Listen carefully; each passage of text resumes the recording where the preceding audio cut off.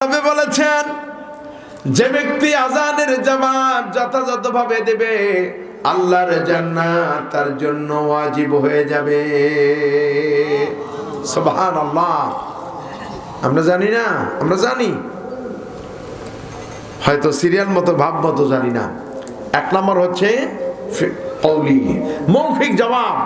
এক নম্বরে কি আর বলবো জীবনে, মুয়াজ্জিন যা বলবেন আমাদেরকেও তাই বলতে হবে। আর দুই নাম্বার হলো ফি'লি, কাজের মাধ্যমে জবাব। মুয়াজ্জিন বলেছেন হাইয়া আলাস সালাত, আসো নামাজের দিকে। কেউ যদি বলে ও মুয়াজ্জিন নামাজ আদায় করলে কি লাভ হবে, মুয়াজ্জিন কিন্তু আবার জানাই দিবেন হাইয়া আলাল ফালাহ, ও আল্লাহর বান্দা তোমার জীবনের সার্বিক কল্যাণ তুমি হাসিল করবে। সুবহানাল্লাহ, সুবহানাল্লাহ।